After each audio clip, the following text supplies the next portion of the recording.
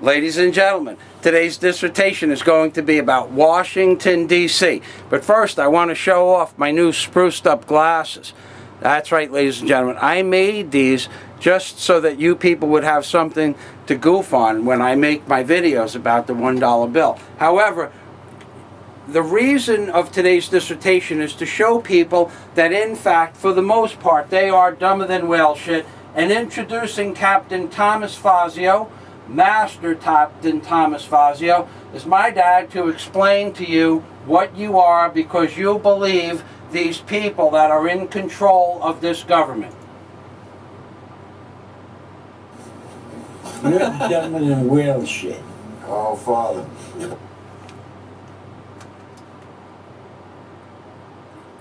Now, we're going to go straight into one of my pictures of Washington, D.C., the street layout in Washington, D.C., because you people believe that this was a coincidence, or you don't believe that, in fact, some higher race of beings, and I'm not talking about the Illuminati, I'm not talking about any of the so-called cults that you believe control this world. I am talking about a remnant race of beings from a pre-existing history that has been completely wiped off the face of the earth via the Vatican, wiped it off the face of the earth, and now they have you believe that storybook of theirs that the world started 6,000 years ago. It didn't start 6,000 years ago. It's people like this who have the people of this world eating out of their hands. You believed that the change that was coming was good. Well, I got news for you, ladies and gentlemen. Agenda 21 is coming. And this is what you have in charge of Washington, D.C. People that are professional deceivers. We won't call them anything stronger than that because this is a family video. These people have been trained from birth. They have literally been trained from birth to lie and deceive the American people. Now let's go to the streets of Washington, D.C., and you're going to see before you an owl. This is how the street layout is behind the White House. We all know that. There are hundreds of videos depicting the owl's eyes and the owl's eyes. But what you didn't know, and I'm going to make this big for a second, what you didn't know is that if I have too many windows open, it won't go big. So what you didn't know is that the real owl that appears on the reverse of the $1 bill is also an owl that appears when you fold the bill properly. Now, what I want to point out in this video is that there are the eyes of an owl. If this is the eye of an owl, and this curly Q is the eye of an owl, that's one owl that you see, these being the eyes. However, if these lower eyes are the eyes of an owl, one on this side and one on that side, and these are perfect circles here and here that you can see they are perfect circles, then this is another owl, and this small section right here represents the owl's head with the two eyes and the beak. Now you can see that relatively easy by looking inside this radial bearing. You have the two eyes and the beak and or nose of the owl. However, when I take this away and zoom back, now you have two more eyes that could be the horned owl. These are the owl that represents the owl of Washington, D.C. These two eyes are the owl that represents Washington, D.C. And I'll prove it to you right now. Look at this owl in Washington, D.C. This is a pictograph or a picture of the owl in Washington, D.C. This is an eye, this is an eye, this is the White House, this is the mouth. Moving once again to another version of that owl, this is the owl of Washington, D.C. This is the two eyes that you just saw in the previous picture. These are another set of eyes in the center of this circle, and then this is the owl's body. However, notice what you see immediately below this owl are two lines which are in fact what is known as the forked beard of the Egyptian god Tutankhamun. Now I'm going to show you the Egyptian god Tutankhamun and what a fork's beard is right now, ladies and gentlemen. This is the Egyptian god Tutankhamun, and when I turn this to the side, you're going to see what is known as the fork's beard, immediately below his chin. Okay, that's not a mistake. Above his head is the vulture's headdress. Above his head is the vulture's headdress that is shaped like a cobra. This is an Egyptian god. And the Egyptian god that appears on the $1 bill is the Egyptian god, and now I'm going to show you the fork's beard. The fork's beard is this part of the beard coming down out of this chin of this face that looks like the caricature of a man, and the other face that looks like the caricature of a man.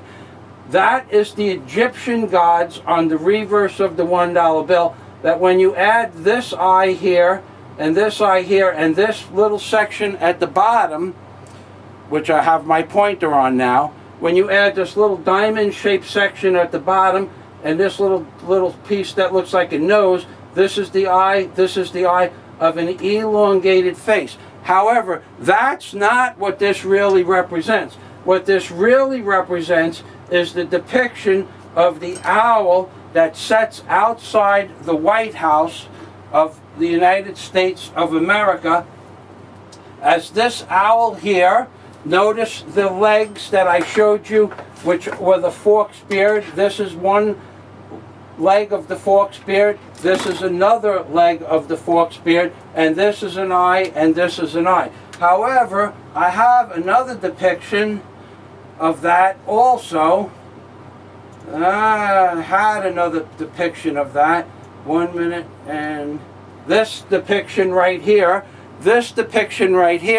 is also the eye, the left eye, the right eye, the snoot, and now you have the legs that appear to be going down that look similar to that of a protractor. Now, do you think that this protractor that I have on my desk here is a similarity between the owl and the protracted, or the protracted legs?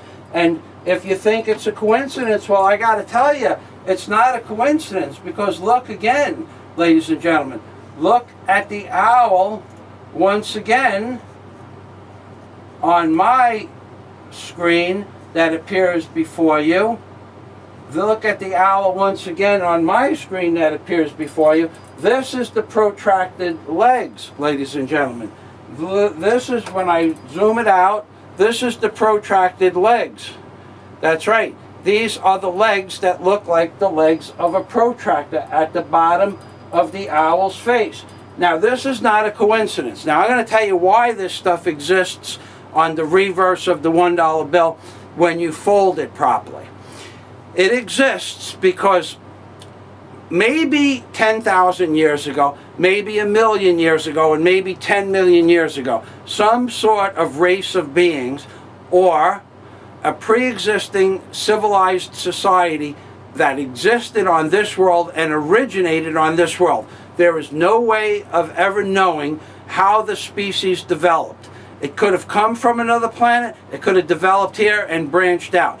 The fact of the matter is that these creatures, what we call creatures, what are really our forefathers, are really the entities that placed all of this stuff on the $1 bill. Before the Great Pyramid was built, they wrote the words of the Bible, and they made the $1 bill on the same day, let's say, with some sort of supercomputer that we still don't possess, so that the words in the Bible and the pictographs on the $1 bill align properly.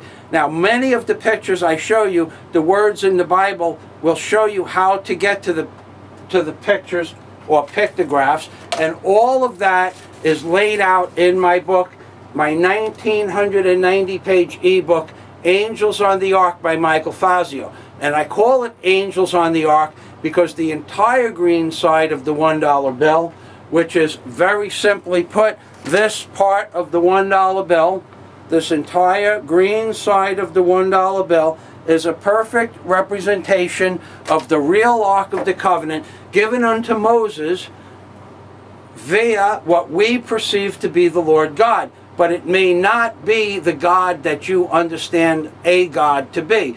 The Bible may just be a storybook about our forefathers, or a remnant race of beings that created all of this, and that the Bible and the $1 bill are a control mechanism to keep people in line, otherwise there would be chaos. So in that respect, they are both blessed, and in that respect, they are both good for mankind, and in that respect, it has kept civilization out of chaos for all of these years. This is not a new concept to me. It may be a new concept to you, but I can tell you that these pictures on the $1 bill, that they say some fellow with a 12th grade education in the year 1934 put together, and it's a haphazard event, that these pictographs line up like they do, like the owl that you see before you.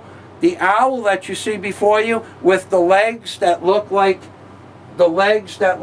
two legs coming down out of the owl. These legs that look like two legs and then the fact of the matter being that